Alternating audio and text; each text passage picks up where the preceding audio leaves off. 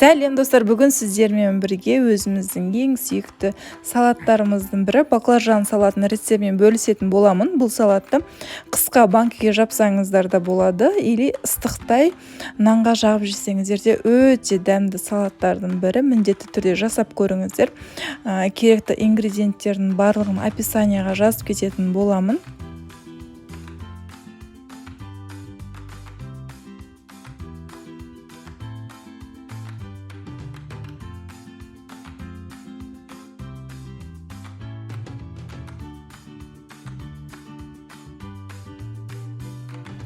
Бізге керекті көкөністердің барлығын ашып, жуып, тазалап алдым.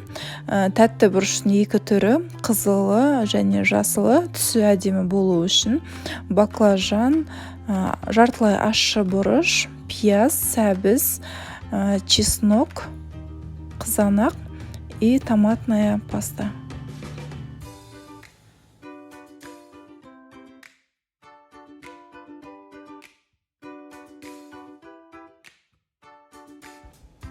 Баклажандарымызды тура видеодағындай 4 бұрышты қылып барлығын турап аламыз бірінші.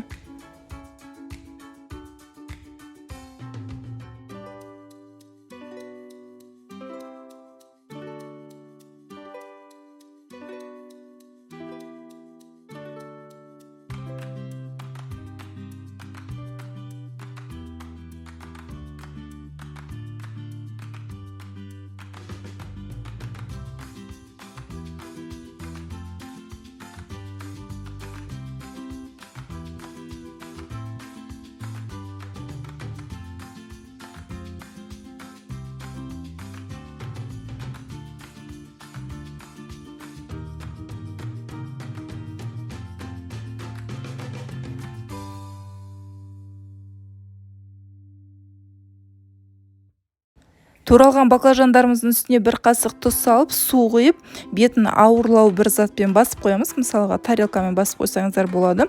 Баклажан судың ішінде тұру керек. Бұл не үшін жасаймыз? Бұны баклажанның аштылығы суға шығу үшін. Баклажанымыз білесіздер, бір аштылығы бар. Сол аштылығы суға шығу керек. Судың ішінде баклажанымыз бір 20-30 минут тұру керек.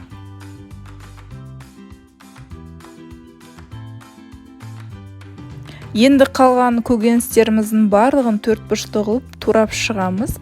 Пиязымызды, сәбізімізді, тәтті бұрышымызды, жартылай ащы бұрышымызды, чесногымызды, қызанағымызды барлығын 4 бұрышты қылып турап шығамыз.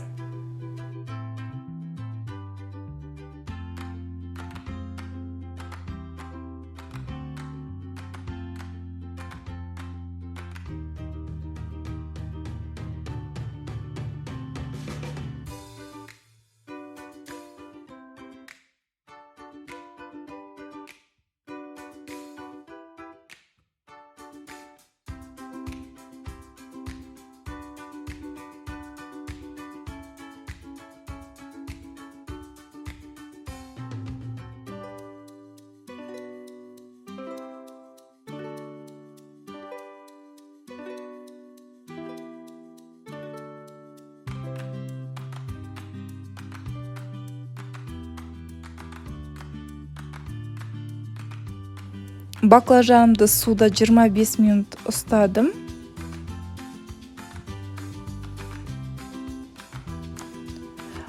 Видеода қарап байқап отырсаңыздар, суымыздың түсі өзгерді. Демек, біздің баклажанымыздың аштылығы суға шықты. Енді осы судан баклажанымыздың барлығын сығып, басқа құрақ тарелкаға салып аламыз қуыру үшін. Қазанымызға сұйық майды құйып, газымыздың астын жағып, майымызды ысытамыз. Майымыз ысығаннан кейін көкөністерімізді біртіндеп қуыра бастаймыз.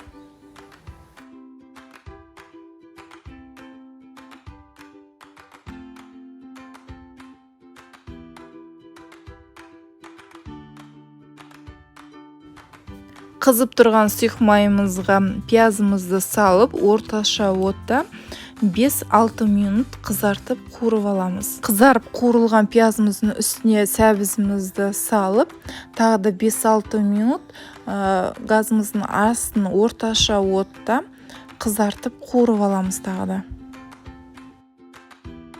Қуырылатқан көкөністеріміздің үстіне шым-шым тұз салып қоямыз, дәмі кіріп отыру үшін.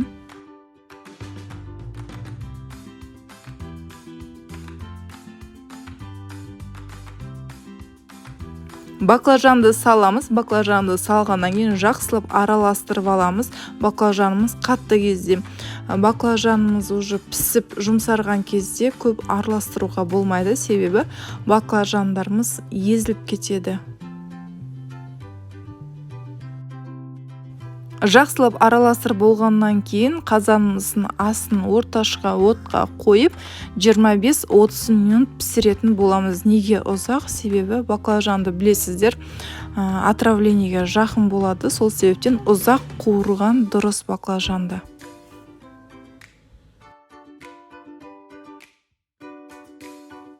Қуырылған баклажанымыздың үстіне қызанақ соусын салып, жақсылап араластырамыз.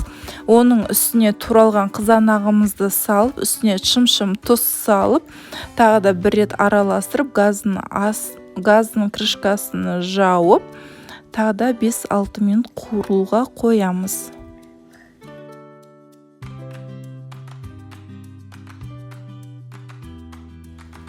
Енді туралған бұрыштарымызды, чесногымызды салып қуыратын боламыз. Егерде банкіге басатын болсаңыздар, онда бір 7-8 минут қуыруларыңыз керек, чесногымыз бен пиязымыз пісу үшін. Егерде банкіге баспай ыстықта жейміз десеңіздер, егер дастарханға қоятын болсаңыздар, онда бір 4-5 минут қана қуырып алсаңыздар болады.